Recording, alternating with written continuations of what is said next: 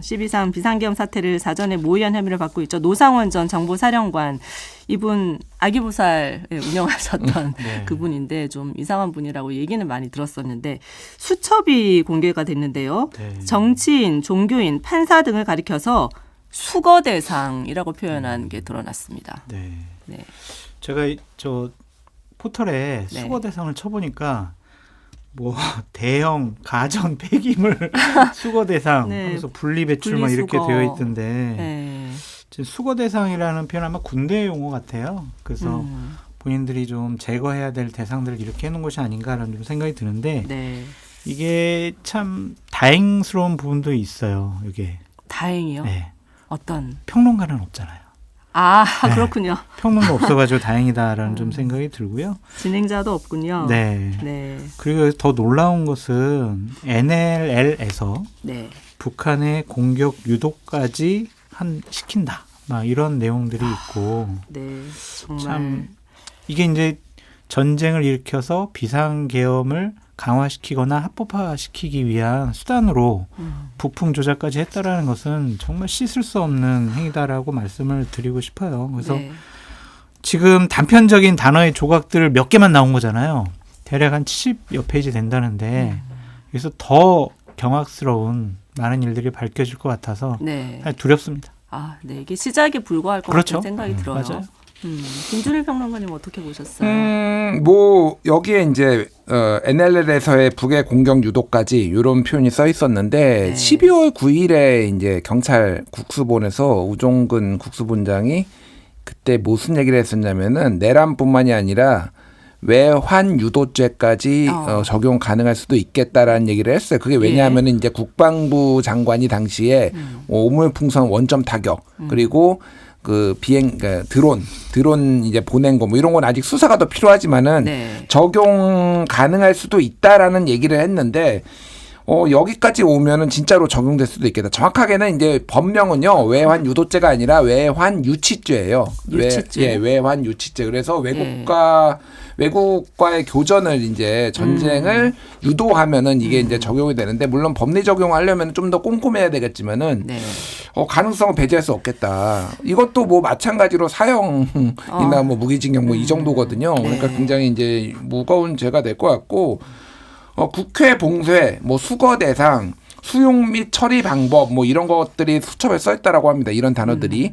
처리요. 예, 수용 및 처리 방법 이렇게 네. 써 있었다라고 이제 하니까 물건으로 봤네요, 물건. 예, 뭐 정말. 장성철을 포장해서 아니, 전 없다니까요. 여기 평론가는 없어요. 1차는 없지만 2차에 분명히 들어갔을 거야. 그럴 수 있겠네요. 그럴 예. 가능성도 없지는 않을 것 왜? 같아요. 아니, 저를 아니죠. 보내시려고. 특별히 드럼통에 넣어서 이렇게 처리할 가능성은 배제할 수 없죠. 이렇게. 그래서 웃을 무슨 일이 일이 아닌데 뭐 네. 어쨌든 뭐 굉장히 이 전모들이 많이 어디까지 모의를 했고 어디게 그냥 단순히 이렇게 그냥 뭐 아이디어 차원이었는지 아니면 정말 구체적인 지시가 내려가는지에 따라서 이 사람들이 이게 적용이 될지 안 될지가 좀 밝혀질 것 같습니다. 예. 네. 아, 정말 기가 막힌 소식이었습니다. 대단한 사람들이에요. 그러게요. 아니 근데 이해가 되지 않는 네, 게 네. 지금 윤석열 대통령이나 노상원 전 정보사령관 같은 경우엔 네. 부정선거가 있었다라고 확신하는 사람들이잖아요. 그러게요. 부정선거 이거 밝히려고 NLL에서 북의 공격을 유도한다. 이런 것까지 생각을 했다라는 게 와, 이 사람들의 상상력은 정말 대단하다. 그런 생각이 들고 정신적으로 분명히 문제가 있는 사람들이다. 그렇게 볼 수밖에 없어요. 어떻게 정상인들이 이런 생각을 할 수가 있겠냐고요. 이건 정신감정 받아봐야 된다라고 말씀드립니다.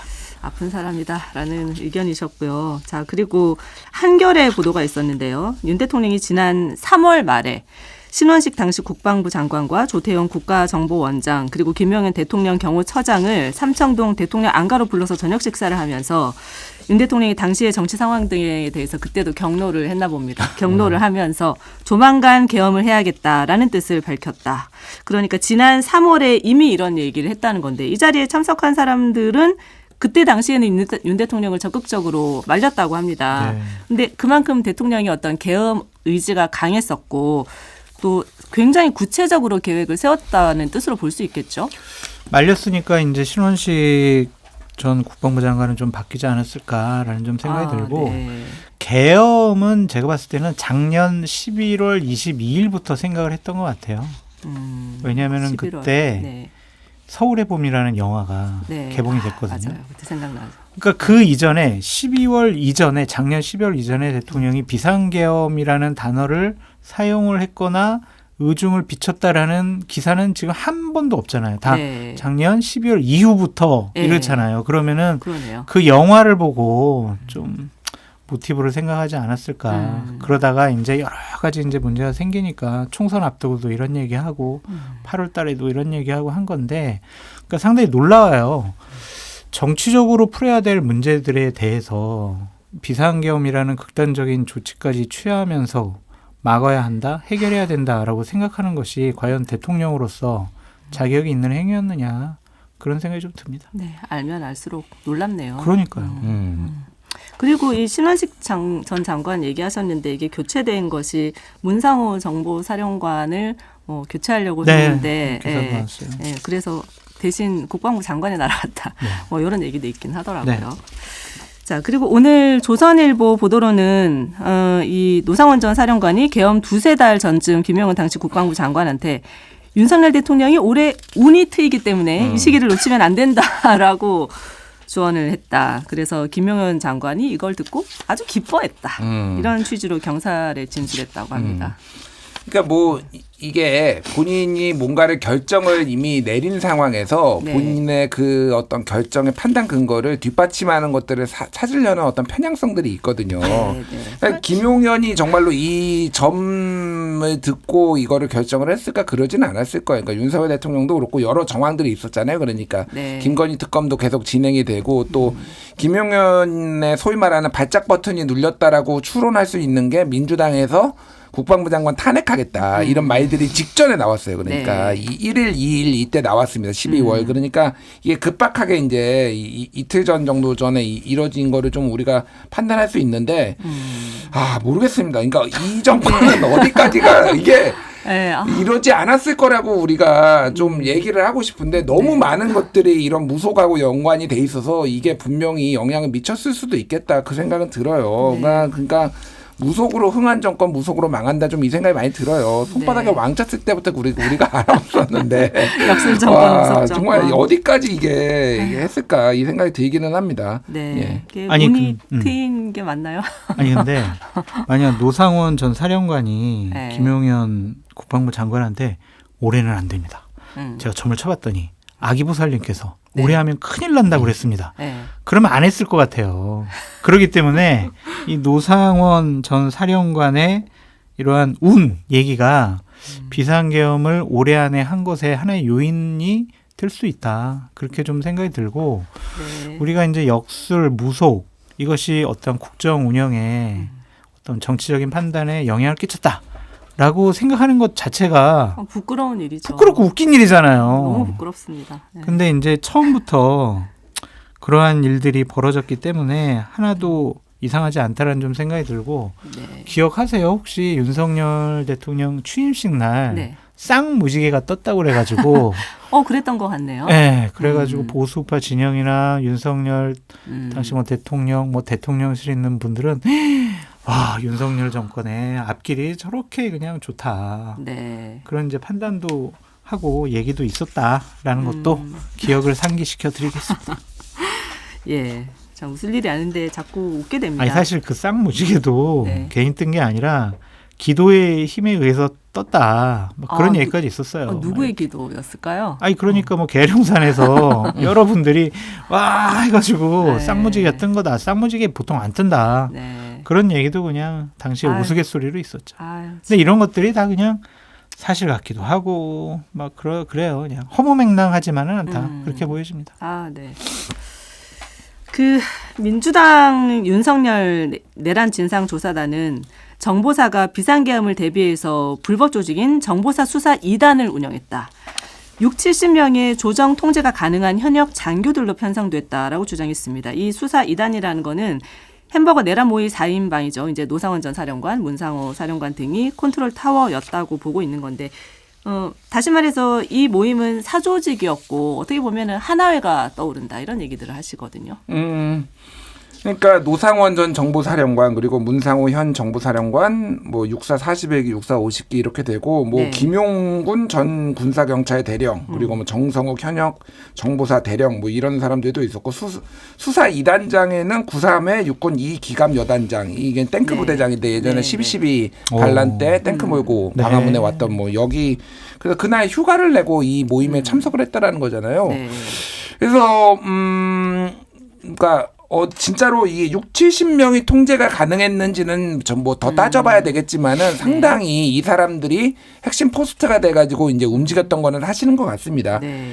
근데 이제 이게 이 내란이 실패했던 이유 중에 하나가 저는 그러니까 이 정도가 노상원이 물론 좀 위험한 인물이고 대단한 사람이긴 하지만은 예전에 하나회만큼 모든 군의 조직에 요직에 앉아가지고 구석구석 대령 중령 막 포스트까지 다 장악해가지고 네. 그 정도로 움직이지는 못했던 것 같아요. 그러니까. 군에서도 오히려 좀 약간 내놓은 자식 같은 그런 존재였다고 하던데. 네, 그러니까요. 어쨌든 2018년 10월 1일에 성추행 해가지고 네. 불명 완전히 딸 같은 아주 교육생을 이제 성추행해서 추잡하네요. 예, 완전 추잡한 인간이고 그러다 보니까 뭐 이제 먹고 살기 위해서 뭐 점집도 하고 그런 것 같은데 그러니까 이 사람이 움직일 수 있는 게 정보사와 그리고 네. 일부 과거 자기가 같이 근무했던 인연들 뭐 요 정도지 하나회만큼 이렇게 육사를 중심으로 광범위하게 모든 포스트에 있지는 못했으니까 네. 그래서 이게 이제 실제로 가동을 할 때 말을 듣지 않거나 이제 다 동원되지 않았던 걸로 보이는데 어쨌든 굉장히 치밀하게 나름대로 준비를 했구나. 그래서 뭐 신문단 아까 여기 정보사에서 딱 잡아와가지고 네. 사람들 이제 신문하는 거 이런 것도 있잖아요. 네. 그래서 김모 현 정보사 신문단장 육사 49기 뭐 이런 식으로 아예 굉장히 구체적으로 이런 식으로 했던 걸 보니까 계획은 어쨌든 치밀했다 이렇게 봐야 될 것 같아요. 네. 어쨌든 그럼 시도는 했다. 네. 그러면 이제 선관위 직원들 잡아다가 아, 부정선거했지! 라고 하면서 신문하는 거예요, 이렇게. 선거에 다 뭐 먹고. 성관이만 한 게 아니라 지금 여기에 보면 언론인, 정치인들. 종교인도 지금 포함됐다라는 거 아니에요? 부정선거 그러니까. 그럼 왜 보도했어? 막. 아, 진짜 한심해가지고 좀 큰일 났고요. 저는 네. 노상원 전 사령관보다 네. 문상호 사령관이 더 문제라고 봐요. 어떤 면에서 그렇습니까? 아니, 노상원 전 사령관과 여러 가지를 모의하고 논의했다라는 게 드러났잖아요. 네. 공식적인 네. 지휘체가 있는데 자기 선배라고 이런 일들을 같이 논의하고 그 사람 말을 들었다라는 것이 네. 그 당시에 현 사령관으로서 적절한 처신이었느냐 그런 생각이 듭니다. 아이 우리 노상원 전 사령관님 이런 얘기 저 못 들은 걸로 하겠습니다. 이거는 저기 전 사령관님이 하실 일은 아닌 것 같습니다. 이렇게 해서 딱 막았어야지. 네. 거기에 부하내동하고 네. 또 승진시켜준다고 하니까 거기에 홀라당 넘어가가지고 아, 군의 공식적인 지휘 계통이나 체계를 무너뜨리는 대한민국의 시스템을 망가뜨리는 행위를 한 거잖아요. 네. 미리 이런 교체가 사람들은, 됐었어야 되는데. 네, 이런 사람들은 정말 엄벌에 처해야 한다. 그러니까 개인적인 잘못도 처벌해야 되지만 저는 가장 나쁜 게 대한민국의 시스템을 망가뜨리려고 하는 사람들은 정말 엄벌해야 된다는 생각을 갖고 있거든요. 맞습니다. 그래서 검찰에도 마찬가지였고 이 군에서도 마찬가지 일들이 벌어졌기 때문에 이 부분은 꼭 더 엄중하게 수사를 하고 처벌을 해야 되겠다 그런 생각이 듭니다. 네. 이 문상호 사령관 지시로 비상계엄 석 달 전인 지난 9월부터 강원도 속초에 있는 북파 공작원 부대에서 정예요원 40명을 선발해서 별도로 훈련을 해왔던 것으로 또 드러났습니다. 이들은 계엄 투입을 위해서 서울에서 실제로 대기를 하고 있었던 걸로 확인이 됐네요. 그러니까 이분들은 온 몸이 무기거든요. 네. 진짜 정말 북한에 딱 투입이 돼가지고 뭐 김정은 사살 뭐 이런 거 요인 사살 이런 거 하는 분들인데 이런 분까지 계엄에 투입을 하려고 했다라는 게 뭘까요? 그냥 단순히 붙잡는다, 누구를 체포한다, 격리시킨다, 아까 얘기한 것처럼 수거한다 이거 가지고는 설명이 좀 안 되는 것 같아요. 그래서 혹시 진짜 뭐 일각에서 주장하고 있는 사살과 관련된 임무를 띈 것이 아니냐 또 그런 생각도 좀 듭니다. 그래서 너무 이 이상하긴 부분도 하죠. 네. 그냥 상시적으로 정예의원 40명이 훈련하고 있었는데 이때의 계엄 투입을 위해서 한 건지 아니면 이 40명이 처음부터 9월부터 네. 자 우리가 12월 달에 비상계엄 할 거니까 너희들 대기해 그거 체포조 사살조로 너희들 우리가 훈련시키는 거야. 이랬는지도 좀 밝혀져야 될 것 같다라는 네. 생각이 듭니다. 조사를 좀 해야겠어요. 그러니까 이게 이제 김병주 의원이 얘기를 했듯이 그 선관위 직원들 명단까지 다 줘가지고 그 30여 명이 이제 선관위 실무자들 납치해가지고 네. 그 타이 포승줄 네. 같은 타이 묶고 얼굴에 복면 씌워가지고 비원 벙커로 이제 너무 무서워요. 예 그거를 할 계획이었고 이미 그 담당자들이 이미 그거를 실토를 했잖아요. 그러니까 그렇죠. 그게 이제 사실로 밝혀진 거고 네. 그거를 준비했을 가능성이 저는 높다고 봐요. 뭐 더 나아갔을 수도 있죠. 이를테면 북한 군복 이제 구매했던 네. 이력도 있으니까 이를테면은 북한에서 침투한 것처럼 뭐 선동을 한다든지 뭐 이렇게 공작을 한다든지 이럴 가능성도 있지만은 그리고 이 사람들은 아마 처음에는 이건 뭐 추론이니까요. 그러니까 처음부터 너희가 계엄에 투입될 거라고 얘기를 했을 것 같지는 않아요. 네네. 그러니까 뭐 특정 이런 인물들이 이름에 어디를 가서 대략 이런 식의 체포가 필요하니 이런 것들을 움직임이 있는데 왜냐면은 9월부터 얘기를 하면 이 40명을 정말 다 믿을 수 있을까? 그렇죠. 보안 유지가 안 되죠. 보안 유지가 안 될 가능성이 높아서 아마 막판에 막바지에 훈련을 시키다가 했을 가능성이 높은데 어쨌든 지금 전모는 좀 밝혀져야 되겠다. 이게 어디까지 지금 공작이 이루어졌는지는 굉장히 좀 중요한 문제인 것 같습니다. 그러니까 이제 이런 부분도 저는 김준일 평론가님 책임이 크다. 네, 왜요? 김준일 평론가님 때문이다. 그렇게 보여져요. 네. 9월이잖아요. 9월. 네. 그때 하필 왜? 그때 가가지고 그런 나라를 거라니까요. 진짜. 떠나셔서. 정말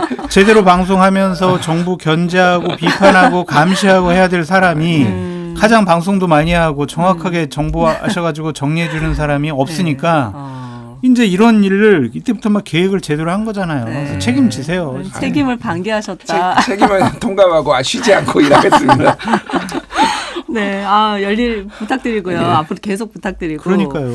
그리고 참고로 조금 더 전해드리면은 정부사령부가 서울시내 한복판 신길동 심리전단 건물에 신문시설도 준비한 걸로 확인이 됐는데 이곳이 원래 탈북민을 조사하던 곳이라고 합니다. 노상원 전 사령관이 여기에도 다녀갔다고 하네. 도대체 뭘 하려고 했던 것인가 하는 생각이 듭니다. 그러니까 웃긴 게 노상원 전 사령관이잖아요. 네. 민간인이잖아요. 네. 민간인이 어떻게 이 국방부, 정보사령부의 중요한 건물에 왔다 가냐고요. 신문시설에. 그러니까요. 그것도 참. 이해가 안 돼요. 그러니까 뭐라고 기강이 정말 완전히 해이해지고 무너졌다라고 볼 수밖에 없고 또 이랬겠죠. 이것을 관리하고 있는 뭐 장교들한테도 자 새로운 세상이 온다.